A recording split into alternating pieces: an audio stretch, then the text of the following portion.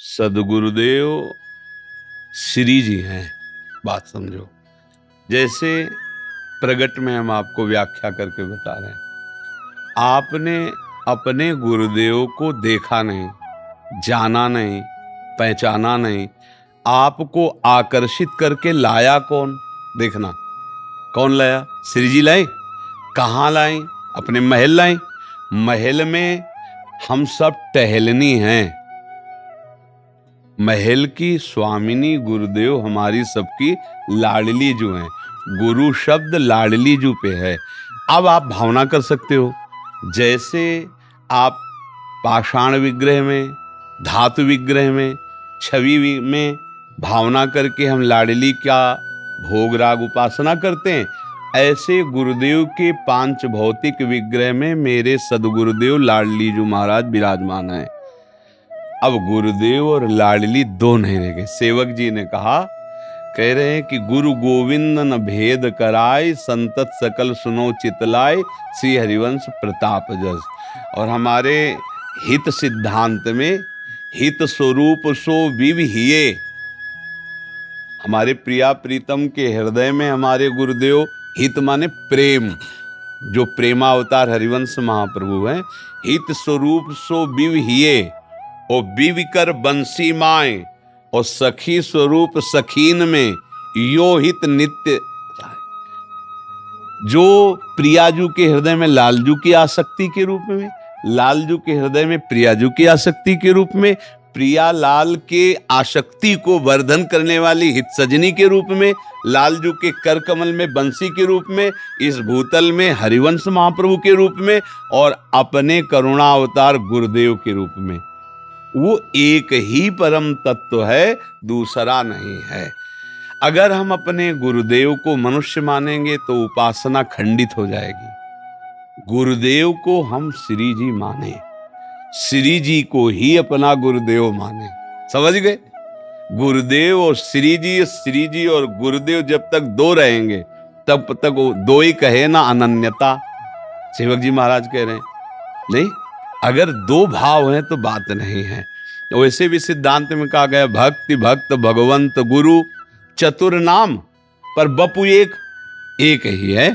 ऐसे ही आराध्य देव, इष्ट देव और गुरुदेव।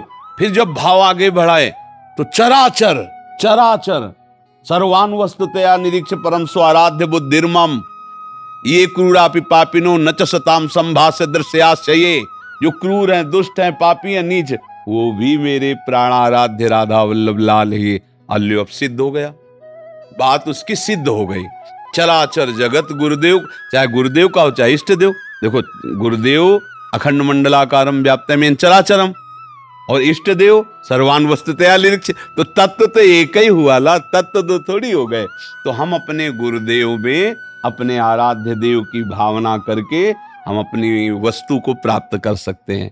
अगर गुरुदेव को आराध्य देव नहीं माना तो कुछ दिन बाद कहोगे हमारे गुरुदेव मर गए, आएगा ना, क्योंकि शरीर गुरुदेव हो नहीं सकता। और शरीर के बिना हमें दुलार समझ में नहीं आता, क्योंकि हम पांच भौतिक देहधारी हैं। हमारी कान में शब्द शरीरधारी गुरुदेव के पड़ेंगे, शरीरधारी गुरुदेव हमें डांटेंगे, शरीरधारी गुरुदेव माँ की तरह दुलार करेंगे, तब हमारा पोषण होता है। इसीलिए वही हित तत्व गुरु वपु धारण करके अपने लोगों को दुलार करके स्वरूप में स्थित कर देता है। हित जो महाराज श्री जी, यही हमारे गुरुदेव हैं। उन्हीं की कृपा से हमारी बात बनती है। तो भावना हमें अपने गुरुदेव में इष्ट देव की ही करनी है। गुरु ही इष्ट है, इष्ट ही गुरु है। गुरु गोविंद न भेद कराए। और ये जिसकी बात बन गई वो सब कुछ प्राप्त कर लिया। और ये जब तक बात नहीं बनती तब तक ये लगता है गुरुदेव एक संत हैं, थोड़ा भजनानंदी हैं, ऐसा है। तो फिर वो उनकी बात का रंग नहीं आएगा। जैसे हमारे यहाँ विट्ठल दास जी महाराज हुए हैं, बहुत रसिक अनन्य। महाप्रभु ने उनको आदेश किया, राज की सेवा के लिए उनको बुलाया गया था। महाप्रभु ने कहा ठीक है, आप सेवा में जाइए। तो उन्होंने कहा, हम आपकी जूठन के बिना और आपके दर्शन के बिना प्राण त्याग देंगे, जी नहीं सकते। अब ये आप सोचो कि आज्ञा पालन कैसे हम कर पाए और हमारी इच्छा की पूर्ति कैसे हो। उसी समय महाप्रभु की छवि बनाई गई। उसी समय पहली रचना हुई। और रोज महाप्रभु का जूठन विट्ठल दास जी के लिए ऐसे घोड़ों से व्यवस्था की गई थी। राधा वल्लभ लाल जी के जूठन के लिए नहीं कहा, हितजू के जूठन के लिए कहा।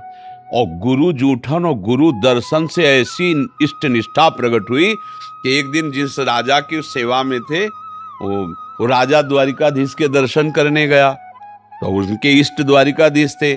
कई दिन वहां रहे दर्शन के, पर विट्ठल दास जी एक दिन भी नहीं गए। तो विरोधियों को भाव बना कि इनको अब हटाने का बढ़िया अवसर है। तो उन्होंने कहा, देखो ये बड़े भगत बनते हैं, आपके इष्ट देव द्वारिकाधीश हैं, वे द्वारिका में आके भी एक बार दर्शन करने नहीं गए। तो राजा ने सभा में उनको बुलाया। ये तो जानते थे महामहिम भक्ति से युक्त है, पर ऐसी क्या भक्ति है। तो उन्होंने कहा कि आप द्वारिकाधीश के दर्शन करने क्यों नहीं गए। तो उनका, हमें आवश्यकता नहीं है। बोले, ऐसे कैसे आप बोल सकते हैं, भक्त है, भक्त ऐसे क्या, ये आवश्यकता का विषय, ये तो श्रद्धा। बोले, हमारी श्रद्धा है निकष कुंज ठाड़े भय भुजा परस्पर अंश मनोमृणाल भूषण भूषित भुज श्याम अंश पर डारी। हमारे नेत्र इसके आशिक हैं। अरे बोले, श्री कृष्ण ही द्वारिकाधीश हैं, और कौन की, और किन की तुम उपासना। बोले, हम उनकी करते हैं जो किशोरी जो गलवैया दिए हुए वन विहार में है, हम उन प्रिया प्रीतम की उपासना करते हैं। हम वृंदावनवासी, हमारे नेत्र केवल प्रिया प्रीतम में आसक्त हैं, हमारे रोम रोम में उनकी आसक्ति है। और उनको गुस्सा आया अपने इष्ट का, उन्होंने अपमान समझा, जबकि बहुत ऊंचाई की बातें की अपने अनन्य इष्ट की निष्ठा को, पर वो उस कोटि के नहीं थे। तो ऐसे अचला ऊपर को कहा तुम्हारे रोम रोम में प्रिया प्रीतम। श्री हरिवंश श्री हरिवंश श्री, साफ सभा के बीच में सबको दिखाई दिया, रोम रोम लताएं हो गई और गलवैया दिए प्रिया प्रीतम विराजमान। तो गुरु की जूठन और गुरु के वचन और गुरु के दर्शन का प्रभाव हुआ, इष्टमय हो गए। अगर गुरु में आसक्ति नहीं तो इष्ट में कैसे आसक्ति। सेवक जी कह रहे हैं, गुरु सेवा तज करहि जिबान, यह है अधर्म यह है सब हानि, कान्य न रसिकन मेरा है। अगर गुरु सेवा न बनी, गुरु आज्ञा का उल्लंघन हो गया तो इष्ट देव मिलने वाले नहीं, यही बहुत बड़ा अधर्म हो गया, ये बहुत बड़ी हानि हो गई। रसिकों की सभा में तुम्हारा आदर नहीं होगा। जिसका गुरु के कटाक्ष में, कृपा कटाक्ष में हृदय भींजा नहीं, वो प्रिया प्रीतम के रस में नहीं भींज सकता। इससे पता चला कि इष्ट देव ही अपने रंग का अनुभव कराने के लिए गुरुदेव के रूप में आए, दूसरा कोई नहीं है।